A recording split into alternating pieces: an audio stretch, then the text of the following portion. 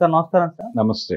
Sir నిన్నటి కూటమి భారీ విజయం తర్వాత మెగాస్టార్ చిరంజీవి గారు ట్వీట్ చేయడం జరిగింది సార్. సో గాయపడిన ఏపీని గాడిన పెట్టండి అని చెప్పేసి కూటమికి ఒక అడ్వైస్ ఇచ్చినట్టుగా మనకు తెలుస్తుంది, కంగ్రాచులేషన్స్ చెప్తూనే. సో ఆయన ట్వీట్ పైన మీ ఒపీనియన్ ఏంటంటే ఇది ఒక జగన్ గారికి కౌంటర్ వేసినట్టుగా కూడా కనిపిస్తుందని కూడా కొంతమంది విశ్లేషకులు అయితే అభిప్రాయపడుతున్నారు సార్. జగన్కి కౌంటరే కదా. జగన్ ప్రభుత్వంలో ఉండగా ఆయన చాలా వినమ్రంగా వ్యవహరించాడు.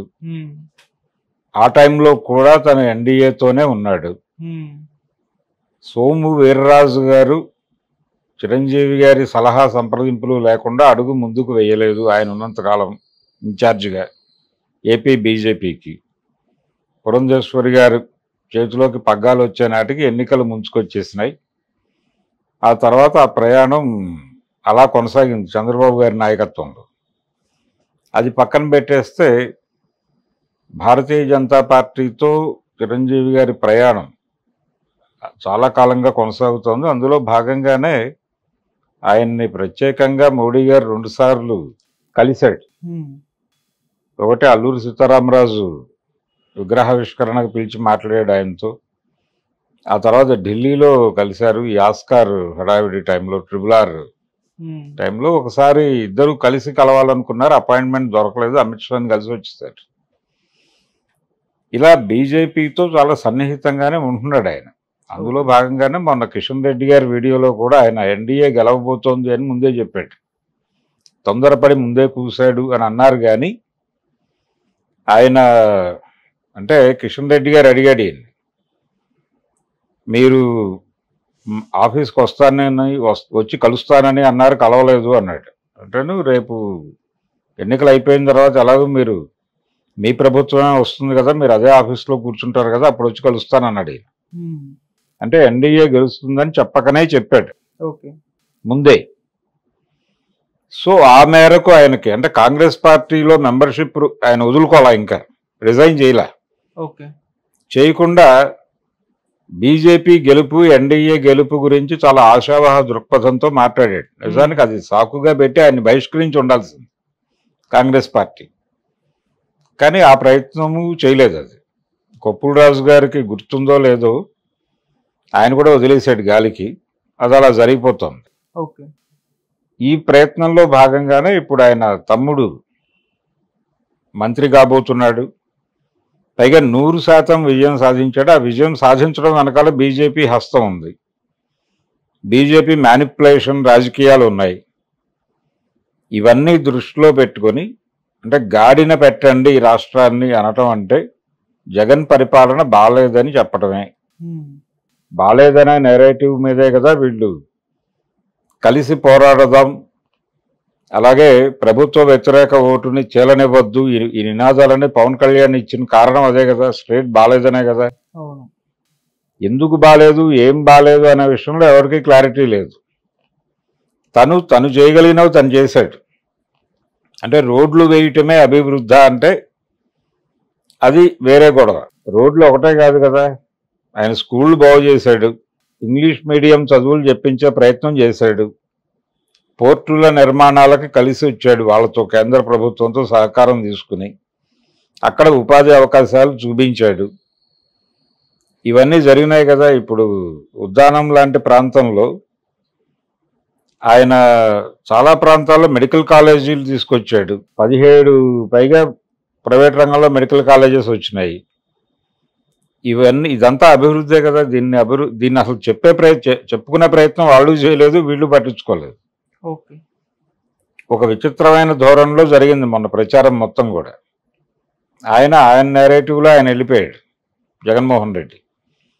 ఆయన ఎంతసేపు తను ఇచ్చినటువంటి ఈ సంక్షేమ పథకాలు, డబ్బులు, అకౌంట్లో డబ్బులు వేయటం, మీటర్లు నొక్కటం గురించి చెప్పడానికే ఆయన టైం సరిపోయింది.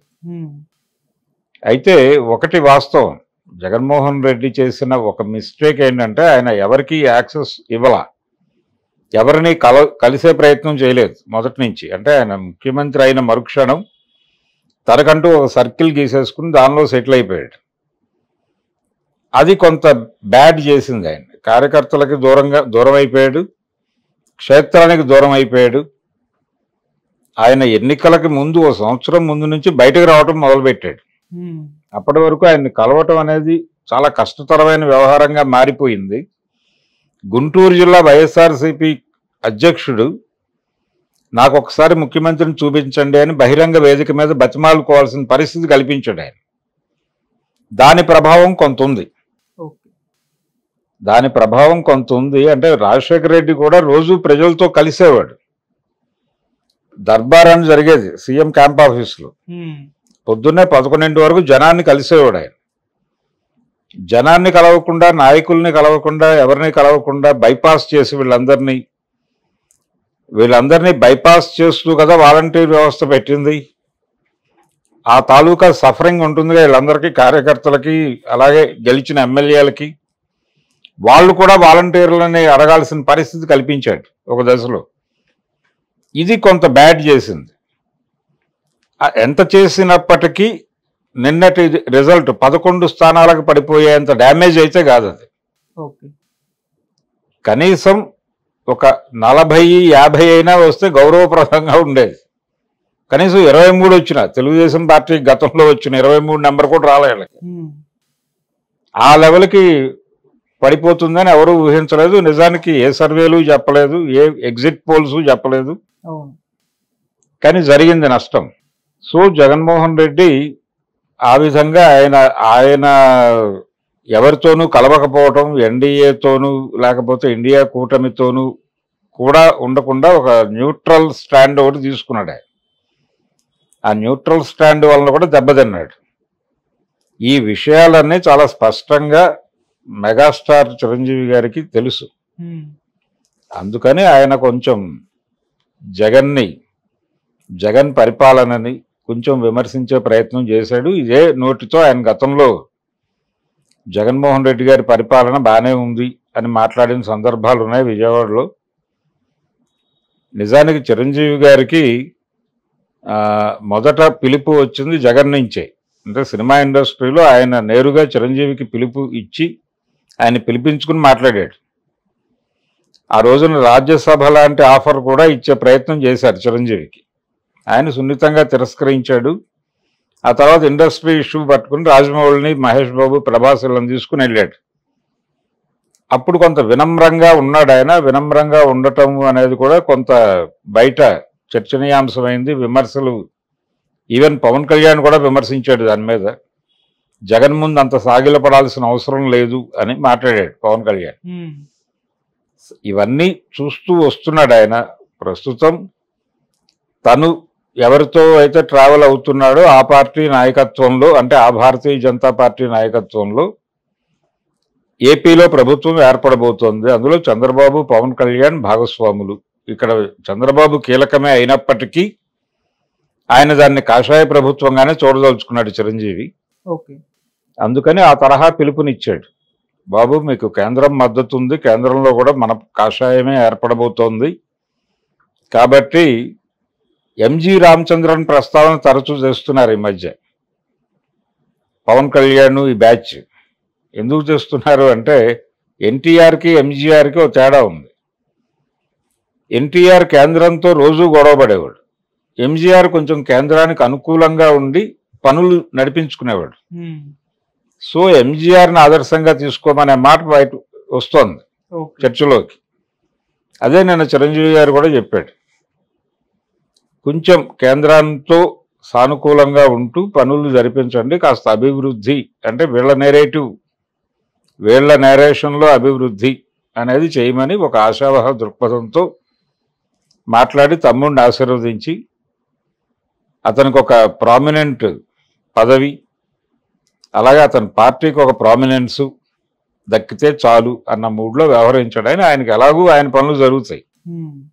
ఆయన కేంద్ర ప్రభుత్వంతో సన్నిహితంగా ఉండటం వల్లనే మొన్న పద్మ విభూషణుడు అయ్యాడు ఆయన.